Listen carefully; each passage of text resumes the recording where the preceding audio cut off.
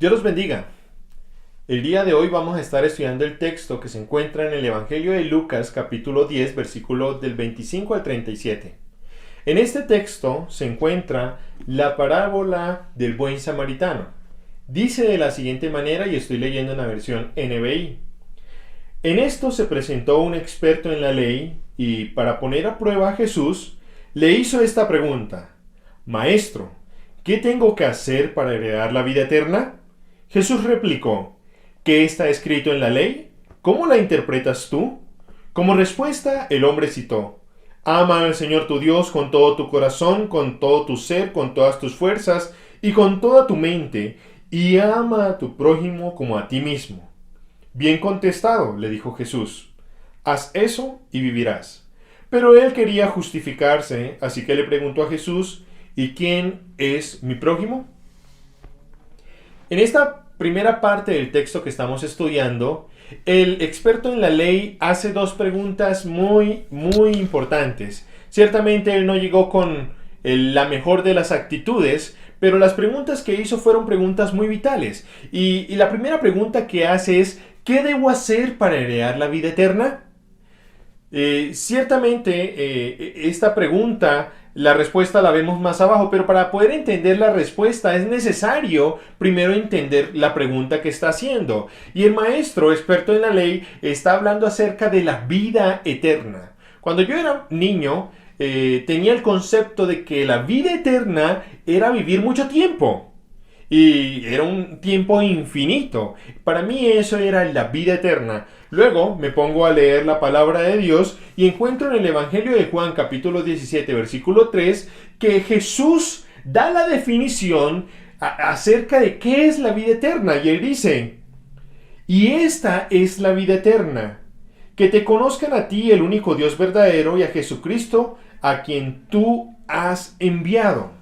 Jesús dice que la vida eterna, la definición de vida eterna es conocer a Dios. Pero cuando se está hablando de este conocer, no se está hablando acerca de un conocer meramente intelectual. Si uno sigue leyendo el texto, Jesús está hablando acerca de la unidad.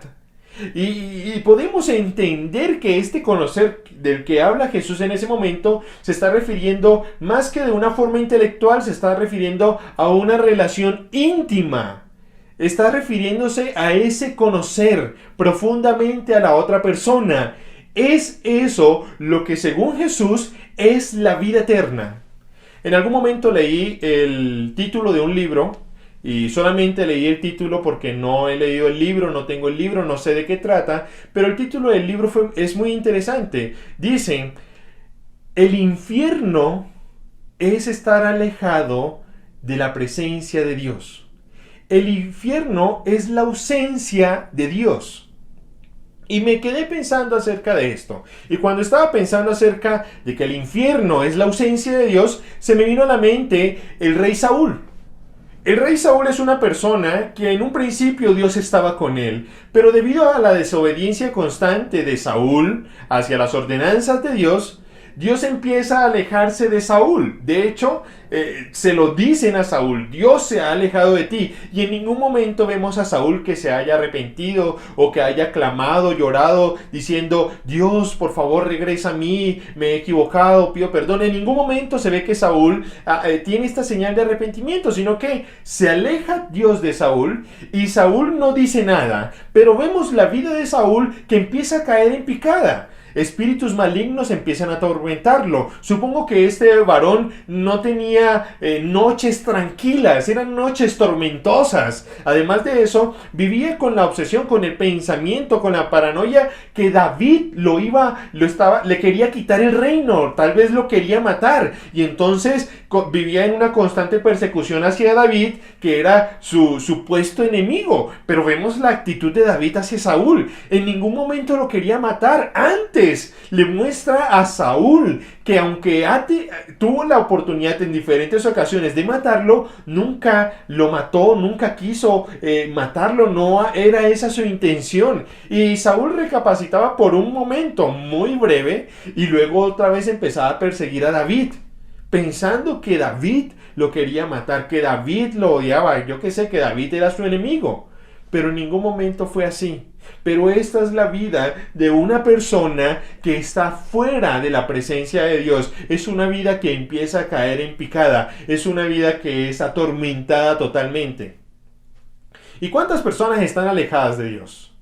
Y si llegan a la vejez, podemos decir que se sienten plenamente satisfechos.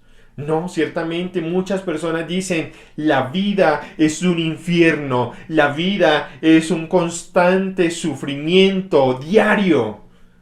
Ese es el pensamiento de muchas personas. La vida es un infierno, la vida es para sufrir, es para llorar, es para estar en agonía constante. Y tal vez estamos pensando en aquellas personas que les ha ido súper mal en la vida. Pero vemos personas que les va aparentemente muy bien en la vida y llegan a la misma conclusión: la vida es un infierno. Personas que han alcanzado el sueño que tenían de graduarse de la profesión tan anhelada, de casarse con la persona tan anhelada, de tener ese hogar tan bonito, de tener esa casa que siempre han soñado y poder alcanzar las metas, los sueños que han tenido. Y los alcanzan y se dan cuenta que la vida es un infierno, que la vida no tiene sentido, que es como si estuviera muerto, se vuelve un fastidio la vida. Y lo que estamos aquí viendo es la pregunta que está haciendo este experto de la ley a Jesús, una pregunta que dice: ¿qué debo hacer para heredar la vida eterna? Cuando nosotros podíamos ir a la iglesia o cuando nosotros estamos leyendo la palabra de Dios, vemos que el pecado trae muerte y que desde que nacemos traemos ese pecado. Podemos decir que desde que nacemos estamos muertos. Desde que nacemos está esa condición de muerte en nuestra vida, un constante sufrimiento que no tiene sentido. Y entonces el maestro de la ley pregunta: ¿qué debo hacer para heredar la vida eterna? Y esa palabra heredar se vuelve tan grande en esta pregunta. Estaba analizando un poquito acerca del tema de las herencias, de quiénes son aptos para recibir una herencia. Y me encontré que hay dos tipos de herederos. Están los herederos voluntarios y están los herederos forzosos. Y según lo que leí, los herederos voluntarios son los que están en el testamento. Y los herederos forzosos son las personas que tienen algún vínculo familiar con la persona que murió. Sea que son descendientes, o sea, hijos, nietos, etcétera, o que son ascendientes, los padres, los abuelos, si todavía están vivos, o si es el cónyuge. Esas son las personas que pueden ser herederos forzosos. Y esta palabra de herederos, de heredad, de herencia, me hacía pensar en la conversación que tenía Jesús con Nicodemo en el Evangelio de Juan capítulo 3 versículo 3, que Jesús le dice a Nicodemo: mira Nicodemo, si tú quieres ver el reino de Dios, si tú quieres heredar el reino de Dios, tienes que hacer algo, tienes que nacer de nuevo. Y esto, cuando estaba estudiando este texto y me acordaba de este versículo en Juan capítulo 3 versículo 3, decía: ¡wow! ¡Qué maravilloso! Lo que Jesús quiere es hacernos a nosotros herederos forzosos. Herederos forzosos del reino de Dios, herederos forzosos de la vida eterna. Son esos que son considerados hijos de Dios, los que tienen el derecho de conocer a Dios como es, de acercarse a Él, de tener una relación íntima con Dios. Son los herederos los que pueden tener la vida eterna. Y está preguntando esta persona: ¿qué acción debo realizar yo para volverme un heredero? Y muchas personas piensan: todos somos hijos de Dios. Y esto es una mentira. En el Evangelio de Juan, en el capítulo 1, del versículo 12 al versículo 13, se da la definición, o se dice quiénes son hijos de Dios. Dice de la siguiente manera: mas a cuantos lo recibieron, a los que creen en su nombre, les dio el derecho de ser hijos de Dios. Estos no nacen de la sangre ni por deseos naturales ni por voluntad humana, sino que nacen de Dios. Y está diciendo que los que creen, a ellos, a los que creen en Jesucristo, a ellos se les dio el derecho de ser llamados, de ser considerados hijos de Dios, de ser considerados herederos de la vida eterna. Así que si pensamos que todos somos hijos de Dios, nos equivocamos. Todos son creaciones de Dios, pero solamente hijos de Dios son aquellos que creen, que han recibido a Jesucristo en su vida. Esos son los hijos de Dios, esos son los que se consideran herederos de Dios. Pero aquí la pregunta es, ¿qué acción debo realizar yo para ser considerado un hijo de un heredero de la vida eterna? Y la respuesta que se da a esta pregunta es muy, muy interesante. Dice en el versículo 27, la respuesta, como respuesta el hombre citó: ama al Señor tu Dios con todo tu corazón, con todo tu ser, con todas tus fuerzas y con toda tu mente, y ama a tu prójimo como a ti mismo. Esta es la respuesta que dio este maestro experto en la ley. Jesús le dice: excelente respuesta, haz tú lo mismo.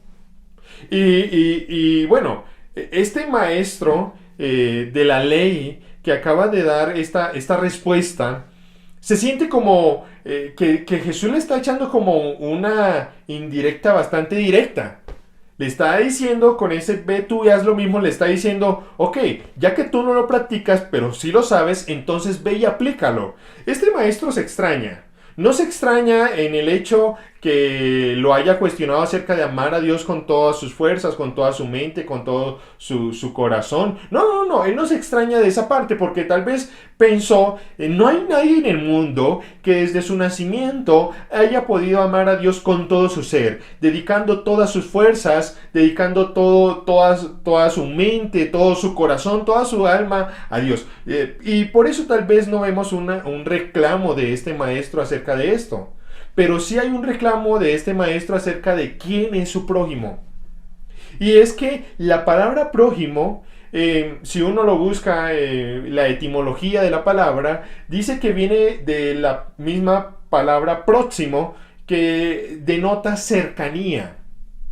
Si nosotros traemos todo esto a nuestro contexto colombiano, podríamos reformular la pregunta y decir: maestro, ¿quién es la persona más cercana a mí? Ahora, si nosotros preguntamos esto, ciertamente muchos dirían: ah, no, la persona más cercana a mí es mi papá, mi mamá, el esposo, la esposa, los hijos, los nietos, el abuelo, tal vez la abuela, los amigos. Y si nosotros nos evaluamos tal vez con respecto a ellos, podríamos decir, bueno, sí, a ellos yo los amo. Ciertamente no estoy fallando en esta parte. Y tal vez ese era el pensamiento de este experto en la ley. Pero no es así. Jesús habla del versículo 30 en adelante y le responde con una parábola. Le dice: bajaba un hombre de Jerusalén a Jericó y cayó en manos de unos ladrones. Le quitaron la ropa, lo golpearon y se fueron, dejándolo medio muerto. Resulta que viajaba por el mismo camino un sacerdote, quien al verlo se desvió y siguió de largo. Así también llegó a aquel lugar un levita, y al verlo se desvió y siguió de largo. Pero un samaritano que iba de viaje llegó a donde estaba el hombre, y viéndolo se compadeció de él. Se acercó y le curó las heridas con vino y aceite, y se las vendó. Luego lo montó sobre su propia cabalgadura, lo llevó a un alojamiento y lo cuidó. Al día siguiente sacó 2 monedas de plata y se las dio al dueño del alojamiento. Cuídemelo, le dijo, y lo que gaste usted de más se lo pagaré cuando yo vuelva. ¿Cuál de estos 3 piensas que demostró ser el prójimo del que cayó en manos de los ladrones? El que se compadeció de él, contestó el experto en la ley. Anda entonces y haz tú lo mismo, concluyó Jesús. Y normalmente nosotros pensamos que nuestro prójimo es la persona cercana a nosotros, es la persona que es familia, que es de sangre, que tal vez es un amigo, por así decirlo. Pero aquí lo que Jesús está diciendo, no, la persona que es cercana a ti no es esa. No debes considerar solamente cercanos a ti, a tu familia, a tus amigos. No, no solamente a ellos. También debes considerar cercano a ti a todo aquel que esté en necesidad. No importa si es samaritano, no importa si es judío. Tú debes considerar a todo el que está en necesidad como tu prójimo, como una persona cercana a ti. Pero dice, debes amar a tu prójimo como a ti mismo.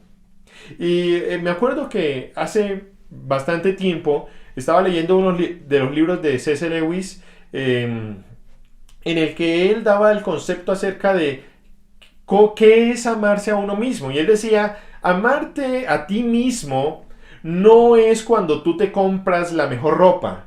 No es cuando tú te consientes a ti mismo. No, eso no es amarte a ti mismo. O por lo menos no es la máxima expresión de amor a sí mismo. Él dice que la máxima expresión de amor hacia uno mismo es que uno, aunque no merece muchas aún así uno las quiere. Bueno, les coloco un ejemplo acerca de esto que decía C.S. Lewis. Supón que una persona le fue infiel a su pareja. Supón que esa persona fuiste tú. Le fuiste infiel a tu pareja. Tú amas a tu pareja, pero aún así le fuiste infiel. Y tú sabes que lo que mereces es que tu esposo o tu esposa, es que tu pareja te abandone, te dé un golpe, te dé un puño, inclusive te puede matar y tú puedes decir, me lo merezco. Me lo merezco. Pero tú no quieres eso. Tú lo que quieres es que te perdone. Y no solo que te perdone, sino que olvide lo que tú hiciste. Que nunca en la vida te vaya a sacar en cara que tú le fuiste infiel en algún momento. No, tú no quieres eso. Tú quieres es que te perdone, que haga como si no sucedió nada, que te ame inclusive aún más. Eso es lo que tú quieres, pero tú sabes que no mereces eso que quieres. Tal vez en algún momento tú le pediste prestado dinero a una persona. Y fue bastante dinero y no pudiste pagarlo. Y esa persona está tal vez enojada contigo. Y después del tiempo te perdonó. Y tú otra vez necesitas dinero. ¿Qué es lo que quieres? Lo que quieres es que esa persona te vuelva a prestar dinero. Pero tú sabes que no lo mereces. Tú sabes que todavía le debes dinero de antes. Tú sabes que no se lo has pagado. Y aunque te perdonó, tú sabes que no mereces que te vuelva a pedir dinero, pero quieres que te lo preste. Quieres que te preste otra vez dinero. Tal vez te habían confiado algo, habían depositado confianza en ti. Tu familia confió en ti y tú los defraudaste. Y sabes que mereces la desconfianza de tu familia. Sabes que mereces la desconfianza tal vez de tus amigos. Pero lo que tú quieres es que ellos vuelvan a confiar en ti. Es que tu familia vuelva a confiar en ti. Y no te saque en cara nada de tu pasado. No quieres eso de nadie. Quieres es que te perdonen, que vuelvan a confiar en ti, que te den otra oportunidad, que no se rindan. Eso es lo que tú quieres. Eso es lo que queremos todos. Y eso es lo que C.S. Lewis dice. Esa es la máxima expresión de amor a uno mismo. Hay uno de los textos que me gusta, que nunca me lo he aprendido, pero sí lo sé parafrasear, y sé que se encuentra en el Salmo capítulo 119, y es el salmista diciendo, Señor, quiero agradecerte de la forma correcta, y sé que la forma correcta de agradecerte es viviendo como corresponde, y para yo poder vivir como corresponde es necesario que yo viva de acuerdo a tus justas ordenanzas, y por eso me las voy a aprender. En el siguiente versículo dice, por favor Dios, no te rindas conmigo. Y es que este salmista entiende que quiere agradar a Dios, entiende que para agradar a Dios es necesario aprender su ley porque en ella se encuentran los gustos de Dios. Pero también sabe que, aunque él sepa la teoría de qué es lo que le agrada a Dios, él sabe que lo más probable es que aún sabiendo lo que le agrada a Dios, él va a hacer lo que no le agrada a Dios. Y por eso es que hace una exclamación diciendo, por favor, yo sé que no merezco esto, yo sé que no merezco que me des una nueva oportunidad, pero te pido que no te rindas conmigo. Eso es amor a ti mismo. Así que si tú estás pensando que tal vez amas por lo menos a tu familia como a ti mismo, estoy seguro que lo más probable es que ni siquiera a los miembros de tu familia eres capaz de amar como te amas a ti mismo. Porque tal vez algún miembro de tu familia te ha decepcionado. Tal vez algún miembro de tu familia te ha quedado debiendo. Tal vez un amigo, un tío, tal vez un primo, tu hijo, tu padre, te han hecho mal. Y tú has dicho que los perdonas y tal vez dices que los amas y tal vez en algún momento te has atrevido a decir que los amas como te amas a ti mismo, pero no los tratas de esa forma, porque si fueras tú quisieras ser perdonado y que todos los errores que tú cometiste nadie nunca jamás te los eche en cara, que te traten como si nunca hubieras cometido error. Así nos trata Dios.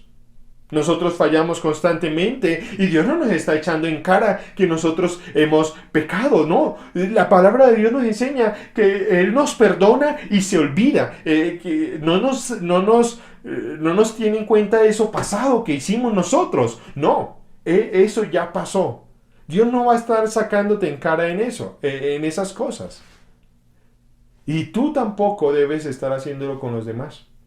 Bueno, si dices que los amas como a ti mismo. Pero supón entonces que ahora se trata de un desconocido. Supón que se trata de un habitante de calle. Y que ese habitante de calle eres tú. Tú sabes que no mereces que nadie te dé ayuda. No has hecho nada para ganártela.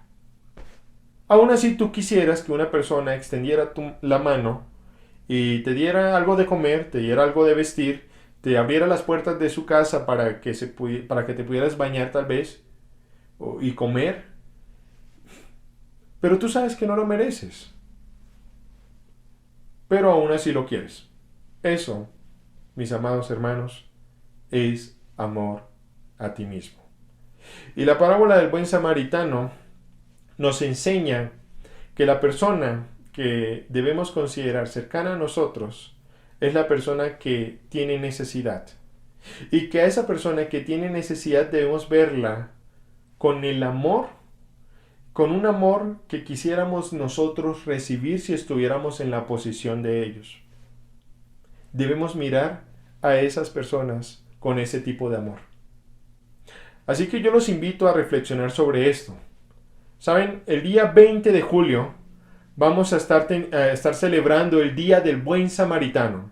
Yo sé que muchas personas, desde que empezó la pandemia, han estado trayendo a la iglesia mercados. Mercados que hemos estado repartiendo entre personas necesitadas tanto de la iglesia como personas necesitadas que ni siquiera son creyentes, que tal vez a lo mejor y odian a Dios.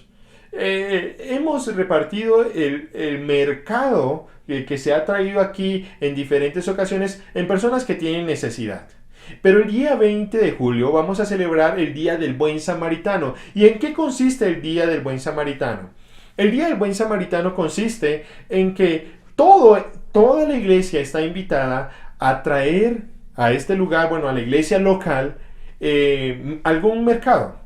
Si en tus posibilidades está traer una paca de arroz y aceite y frijol y atún y todas estas cosas, y si eso nace de tu corazón, hazlo. Pero si no tienes la economía para hacer esto y pues tampoco nace de tu corazón y solamente quieres traer 2 libras de arroz, mira, 2 libras de arroz son una gran ayuda. 1 libra de arroz es una gran ayuda para la persona que está en necesidad. Coloquémonos nosotros en la posición de los demás. Los demás no han hecho nada por nosotros. Y tal vez tú dirás, pero ¿qué han hecho ellos? ¿Por qué debo yo sacrificar de mi dinero que me he ganado con tanto esfuerzo para alimentarlos? No, no debes pensar de esa manera. No es el amor que nos está hablando el texto que acabamos de analizar. No, mis hermanos, no es esa la forma. Así que yo los invito, iglesia, todo el que me está escuchando, que si quieres participar del Día del Buen Samaritano, puedes hacerlo de esta manera, trayendo mercado a la iglesia donde te congregas, a la iglesia local. Puedes estar trayendo mercado. Supongamos que tal vez tú no quieres salir a la calle por temas del coronavirus, no que te quieres arriesgar, y es entendible. Pero quieres de corazón, de verdad, quieres participar del Día del Buen Samaritano, entonces lo puedes hacer haciendo una donación económica. Bueno, te contactas con nosotros con alguno de los números de la iglesia que vamos a estar dejando en la descripción y por medio, y ahí te daremos la información de cómo hacer una donación económica para esta actividad del Buen Samaritano. Todo lo que vamos a estar recogiendo va a ser dedicado para ayudar al necesitado. Amada iglesia, nuestro papel como iglesia, desde que inició la iglesia, ha sido ayudar al necesitado. Ese ha sido nuestro papel. Santiago dice que la verdadera religión es esta, la verdadera religión es esta, la que ayuda a las viudas y a los pobres. Esta es la verdadera religión, dice Santiago. Y en el libro de los Hechos podemos ver a los apóstoles en esta actividad de ayudar a las personas necesitadas, tanto griegas como judías.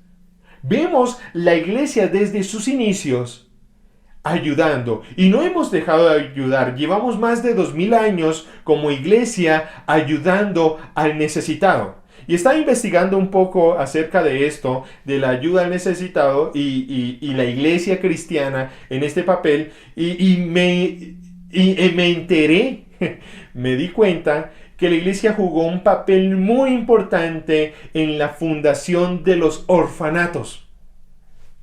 Leía un texto que, mostraba el doctor Craig Evans, que él estaba leyendo, hizo mención de un papiro romano de hace 2000 años que mostraba cuál era el comportamiento hacia los niños, hacia los hijos, ¿sí? Y él leyó la carta que decía más o menos así: querida, mi dulce hermana. Está hablándole a su esposa, pero la llama mi dulce hermana. Dice, no te preocupes por mí. Si no llego a casa, me quedaré en el trabajo, te enviaré el dinero a casa. Y uno podría pensar, qué tipo tan agradable, qué ejemplo de hombre, qué varón tan responsable. Sigue hablando, dice, siempre estoy orando, a una deidad para que tu embarazo salga bien. La mujer está embarazada. Y uno dice, que la preocupación de esta persona en esa época, de aunque está distanciado de su esposa, le envía dinero, le escribe cartas, le está haciendo ver que se preocupa por ella. Y uno diría, qué ejemplo de persona, qué ejemplo de varón. Pero mira cómo termina la carta y le está diciendo, siempre estoy orando a una deidad para que tu embarazo salga bien. Y dice, si es un varón, quédatelo.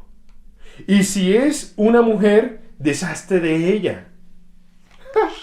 Y uno dirá como que, ¿qué pasó aquí? Esta carta tan hermosa, tan romántica, de hace 2000 años, ¿cómo pudo terminar así? ¿Cómo dio este giro tan inesperado? Y es que era el trato normal hacia los niños. Si nacía con alguna deformidad, era desechado. Y tal vez hemos visto la película de 300. De este rey llamado Leónidas, y vemos al inicio de la película que el niño, si nacía deformado, lo tiraban a un peñasco, lo botaban, lo desechaban. Es esto lo que pasaba, y aunque eso es una película, realmente está mostrando algo que se vivía en esa época. El niño que nacía con deformidad, o tal vez si era una niña, lo desechaban.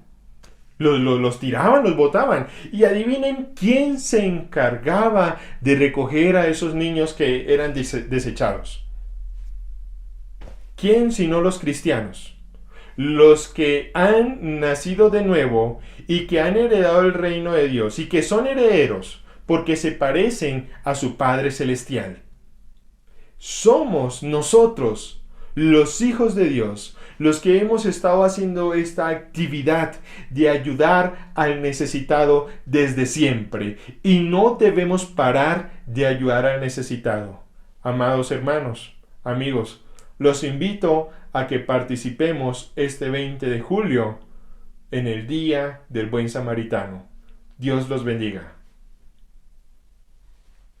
So today what I thought we would do is bring in a world-renowned scholar. His name is Dr. Craig Evans. He's the Distinguished Professor of Christian Origins at Houston Baptist University. He is one of the leading New Testament scholars alive today. He has lectured at Princeton, at Yale, at Cambridge, at Oxford. He has been a consultant to the Bible mini-series television series, which you saw maybe a few years ago last year.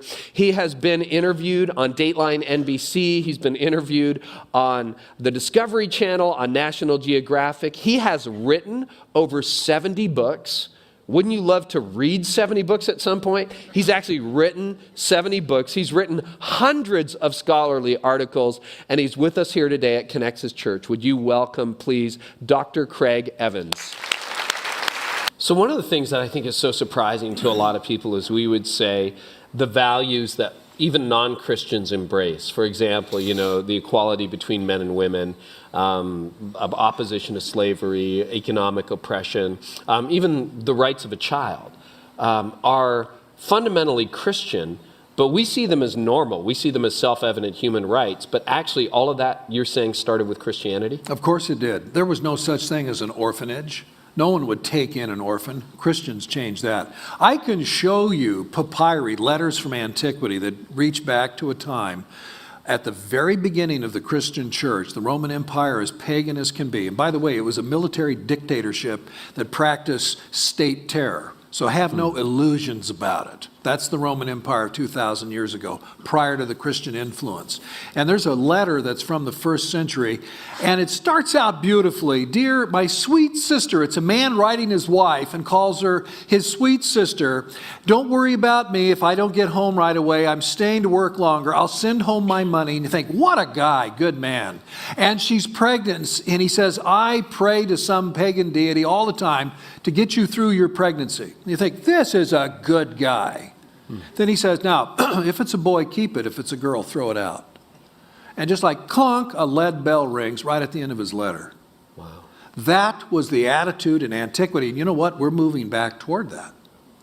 But for the Christian church, every child was, in fact, a wanted child. Made in the image of God. Absolutely. And so that child was thrown out. And that's what they would do. Abortion was dangerous. So that was rarely attempted.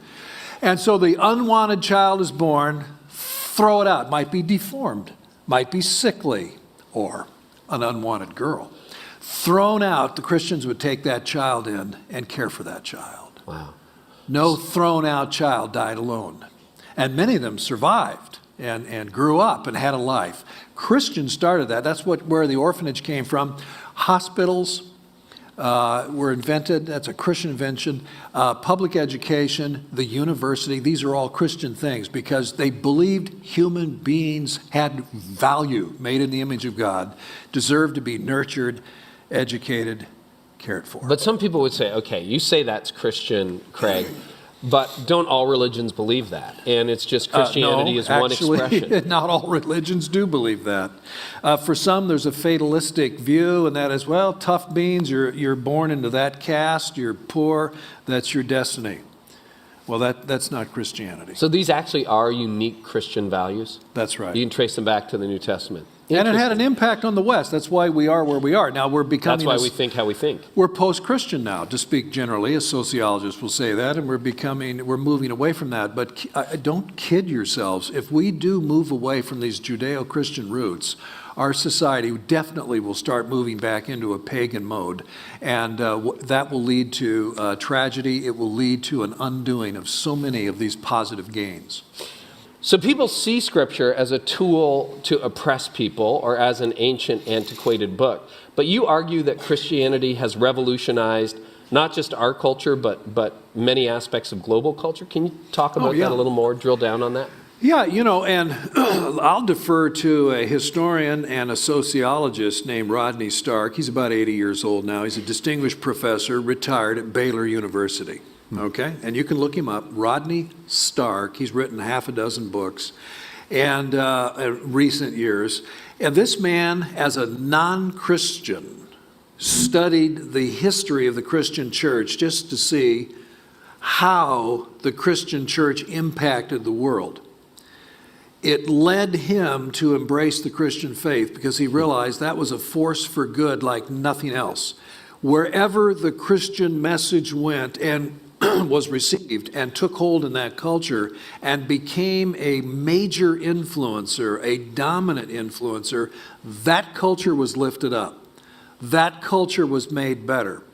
And look around. Parts of the world today where the Christian influence is minimal. It's there, but it tends to be marginalized or oppressed. That's not the place in the world you want to live. He made that observation as a secular person, as a non-Christian. He was so moved by what he observed that it led him to become a Christian. By the way, one of his books ends with a quotation. Back when communist China was a deadly enemy of the Western democracies, the United States and so forth, the Chinese communists did a study. What makes the West so strong? They wanted to figure it out so they could bring it down. Now, that's back in the old bad days in the 70s. And they discovered, you know what it is? It's the Christian faith. And if we're ever going to destroy the West, we got to destroy that. Isn't that interesting? Now that's not a Christian perspective. That's an atheist communist perspective. Stark quotes that paragraph at near the end of one of his books, and he then says, after quoting it, I couldn't agree more with that assessment.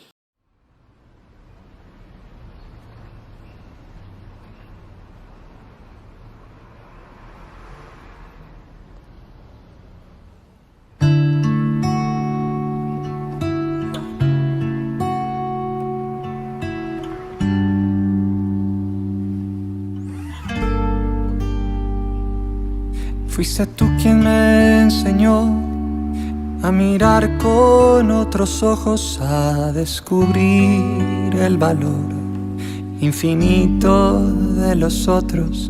Fuiste tú quien me mostró que la vida se comparte, que vivir para sí mismo es perder la mejor parte. Fuiste tú. Fuiste tú, al venir a vivir aquí en medio de nosotros, al tocar con amor a los que estábamos rotos, al sentir y reír con esos niños traviesos, al morir tú por mí, cual ladrón en un madero.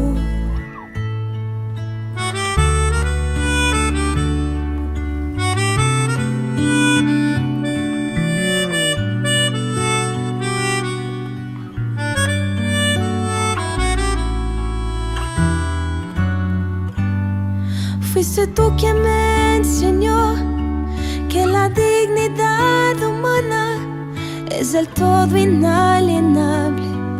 No se pierde, no se gana, y que no hay piedad que valga, que la religión no cuenta si en el rostro de los otros tu propio rostro no encuentras.